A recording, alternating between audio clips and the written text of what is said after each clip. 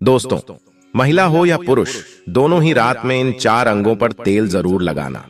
हम आपको एक ऐसा अंग बताएंगे जिस पर काफी लोग तेल लगाने से शर्म आते हैं, और आप सभी लोग जानते ही हैं जिसने की शर्म उसके फूटे करम। जी हां दोस्तों, शरीर के इन 4 अंगों में यहां तेल लगाने से आपका शरीर स्वतः अपनी सारी बीमारियों को नष्ट कर देगा, यानी कि वह खुद ठीक कर लेगा। तो वह 4 अंग कौन कौन से हैं और कौन सा तेल लगाना चाहिए, ध्यान से सुनना। इस बात को, शरीर की इन 4 अंगों में से जो एक अंग है वह ऐसा अंग है जहां पर आपको तेल लगाना जरूर चाहिए।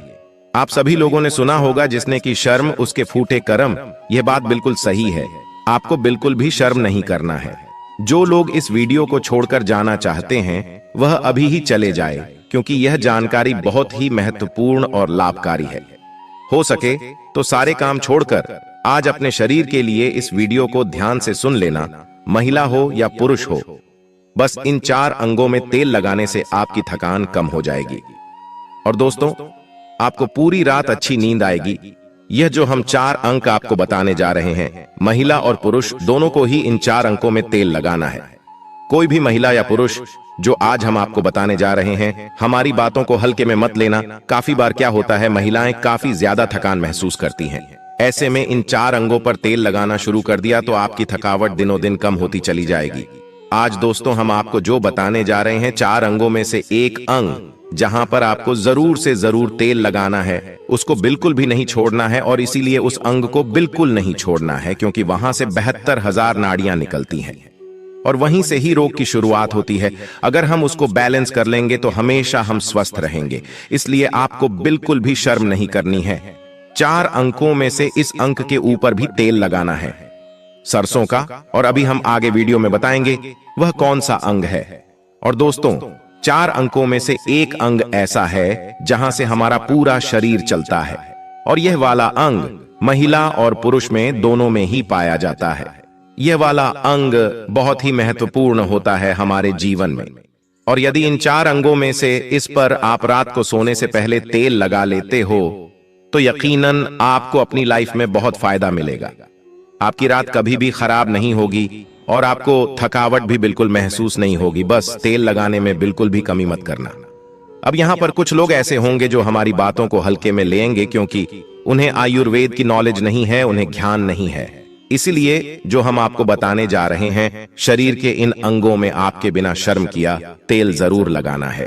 कोई भी मनुष्य हमारी बातों को बिल्कुल भी हल्के में लेने की भूल न करें। और इन 4 अंगों में तेल लगाने से पहले सबसे पहले यह उपदेश जरूर सुनना चाहिए। इस उपदेश को सुनकर आप अपने जीवन को सफल जीवन बना सकते हैं। दोस्तों, भगवान महात्मा बुद्ध का अनमोल विचार। एक दिन एक राजा भगवान बुद्ध के पास आया। बुद्ध के आश्रम में बहुत भीड़ थी। राजा ने भगवान बुद्ध से आग्रह किया कि वह एकांत में कुछ बुद्ध से कहना चाहते हैं। तथागत बुद्ध बोले, सर्वत्र एकांत है, यही बोलो। फिर राजा ने कहा कि मैं तथागत सन्यास लेना चाहता हूं। बुद्ध गंभीर हो गए। वे बोले कि तुम्हें सन्यास होने के लिए दीक्षा के पहले मेरी एक शर्त पालन करना होगा। राजा ने स्पष्ट किया कि जब दीक्षा लेनी ही है और सन्यास होना ही है तो मुझे आपका सभी शर्तें मंजूर है। और फिर तथागत बुद्ध ने आदेश दिया और कहा, अपने कपड़े उतारो, अपने जूते उतारे और नग्न हो जाओ, और इसी नग्न अवस्था में अपने राज्य के राजमार्गों पर स्वयं को जूते मारते हुए चक्कर लगाकर आओ। राजा असमंजस में पड़ गया। तथागत बुद्ध यह क्या कह रहे हैं? मैं एक राजा हूं, इस तरह से मैं नग्न होगा और नग्न होकर अपनी ही सड़कों पर कैसे खुद को जूते मारते हुए चक्कर लगाऊं? लेकिन फिर भी राजा को संतुष्ट होना था, तो उन्होंने भगवान बुद्ध की शर्तें मान ली और वे वैसा ही करने के लिए निकल पड़ा। राजा ने वैसा ही किया।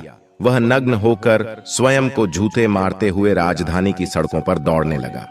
और यहां उसके चले जाने पर शिष्यों ने बुद्ध से कहा कि जब हम आपसे दीक्षा लेने आए थे तब आपने तो ऐसी कठोर शर्तें नहीं लगाई थीं। आप तो स्वयं करुणा अवतार हैं, फिर आपने राजा के साथ ऐसा कठोर व्यवहार क्यों किए? तब भगवान तथागत बुद्ध बोले, जब तुम लोग सन्यास लेने आए थे तब तुम्हारे अहंकार बहुत बड़े नहीं थे, इसलिए तुम लोगों से घर घर भिक्षाटन करवाकर ही काम बन गया। यह तो एक बड़े राजा है, इसका अहंकार भी बहुत बड़ा है। इसलिए जितनी बड़ी रोग उतनी बड़ी दवाएं, इसलिए महारोग की दवा भी अधिक शक्तिशाली होती है। इसी कारणवश मैंने इनका परीक्षा भी इतना कठिन किया है। राजा जब इस दशा में अपनी प्रजा के सामने से गुजरेगा तो उसका अहंकार चूर चूर हो चुका होगा। राजा ने शाम तक शर्तें पूरी कर ली और बुद्ध के चरणों में आकर गिर गया और फिर बोला, तथागत, अब तो मुझे आप दीक्षा देकर मुझे संन्यास करें। भगवान बुद्ध ने राजा के सिर पर मुकुट रखा और कहा कि अब तुम्हें संन्यास लेने की जरूरत ही नहीं है। जाओ और कर्ता भाव छोड़कर साक्षी भाव से राज करो। अब तो तुम राजा हो चुके हो, अब तुम संन्यास राजा बन चुके हो। किस तरह से भगवान बुद्ध ने एक राजा को उपदेश दिया और राजा का जीवन धन्य हो गया। दोस्तों, यह छोटे से उपदेश से आपको क्या ज्ञान प्राप्त हुआ? स्वास्थ्य से संबंधित बहुत ही महत्वपूर्ण जानकारी। दोस्तों, यह हमारा शरीर किससे बना है, यह सबसे पहले जानना जरूरी है। और हमारे शरीर में कौन से 3 दोष पाए जाते हैं? हमारा शरीर 5 तत्वों से बना है और हमारा शरीर में 3 दोष पाए जाते हैं, वात दोष, पित्त दोष और कफ दोष। इसे जानना जरूरी है क्योंकि यहां हर एक बीमारी का कारण होता है। क्योंकि हर एक बीमारी का जरिया ही 3 दोष है, इसलिए जानना जरूरी होता है। तो आपका शरीर का सबसे महत्वपूर्ण दोष ये 3 दोष है, पित्त दोष, कफ दोष और वात दोष। अगर आपके शरीर का वात दोष गड़बड़ हो गया तो 60 से 70% बीमारी होगी। अगर आपके शरीर का पित्त दोष गड़बड़ हो गया तो शरीर में 15 से 20% बीमारियां होती हैं। और आपके शरीर का कफ दोष गड़बड़ हो गया तो 5 से 10% बीमारी होती है। अब इन तीनों प्रवृत्ति हमारे शरीर में कब से कब तक रहती है? जब हम जन्म से बाल्य अवस्था में रहते हैं, यानी 0 से जब हमारा जन्म होता है और 14 साल की उम्र तक हमारे शरीर में दोस्तों इसकी प्रवृत्ति ज्यादा होती है। इस समय कफ ज्यादा बनता है। यह प्रकृति की देन है। कफ इसलिए बनता है क्योंकि हमारा शरीर ग्रो करता है। कफ बनना जरूरी है क्योंकि यह हमारे शरीर के बहुत ही महत्वपूर्ण अंग है। बस हमें यह ध्यान देना है, हम अपने बच्चों को ऐसी कोई चीज नहीं देना है जिससे उनका कफ और बढ़ जाए, क्योंकि बच्चे उस समय कुछ नहीं जानते। पेरेंट्स को जागरूक होना होगा। बस हमें अपने बच्चे को कुछ भी ऐसी चीज नहीं देना है जिससे उसका कफ और बढ़ जाए। बनाने वाली चीजें हमें उन्हें नहीं खिलाना है, नहीं तो क्या होगा? कफ से संबंधित जो 5 से 10% बीमारी है, जैसे टीवी, दमा, अस्थमा, सिजोफ्रेनिया, ये सारी बीमारियां इसकी वजह से होती है। जहां आपको ध्यान देना होगा दोस्तों, हर पेरेंट्स को ध्यान देना होगा। और दोस्तों, वीडियो में आगे बढ़ने से पहले अगर तुम में से कोई जय जय बजरंगबली जी को मानता है तो अगर सच में ही भक्त हैं, आप इस वीडियो को लाइक कर नीचे कमेंट बॉक्स में एक बार जय जय बजरंगबली लिख देना।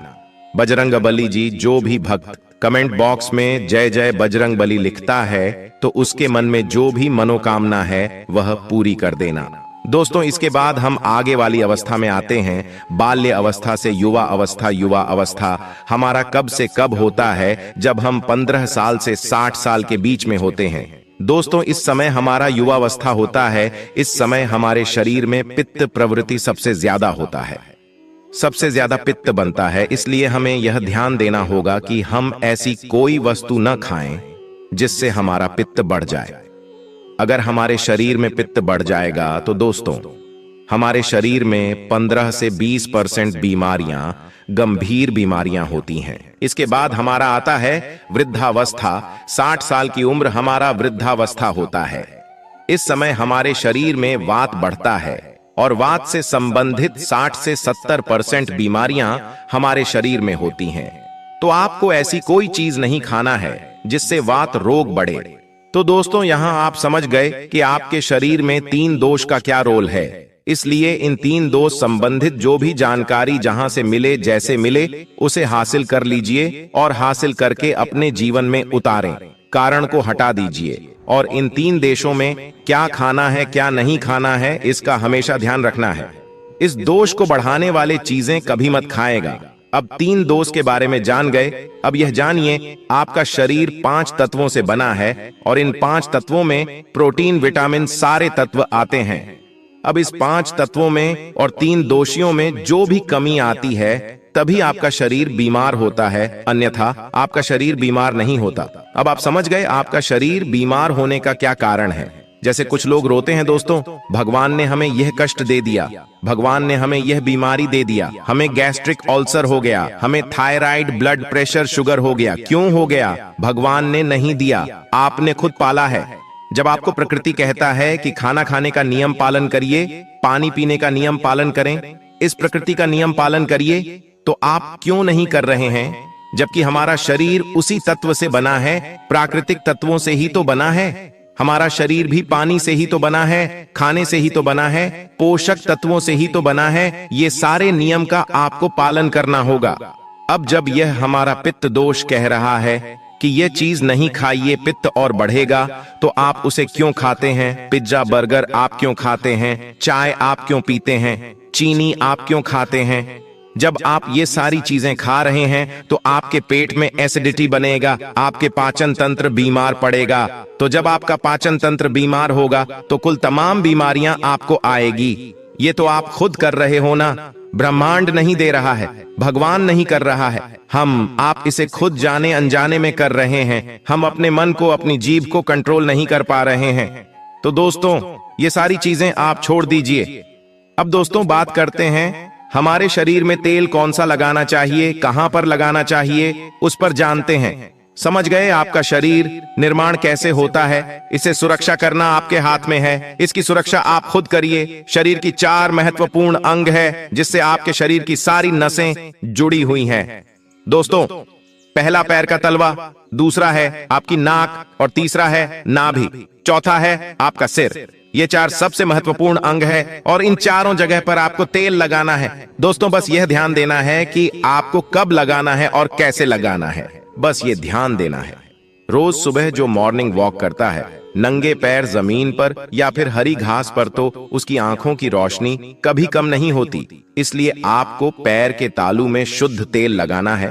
तो पैर के तालू पर यही शुद्ध सरसों का तेल लगाना है। जब आप रात में सोने जाइए उसके पहले गुनगुने पानी से अपना पैर धो लीजिए। पैर धुलने के बाद बढ़िया से उसे साफ कर लीजिए, सूख जाएं। दोस्तों, जब आप बिस्तर पर लेटे हैं, अगर आपकी पत्नी है तो आप अपनी पत्नी से तेल दोनों पैर में थोड़ी देर मालिश करवा दीजिए, नहीं तो आप अपने हाथ से ही मालिश कर लीजिए। रात में सोते समय यही शुद्ध सरसों का तेल, और जैसे ही आप अपने 5 मिनट दोनों हाथों से मालिश करेंगे, तेल से गर्माहट आएगी दोस्तों, तुरंत ही आपको नींद आना शुरू हो जाएगा। अगर आप नींद का टैबलेट लेते हैं, अगर आप डिप्रेशन में हैं, नींद नहीं आ रहा है, तो यह दूसरे दिन से ही बंद हो जाएगा।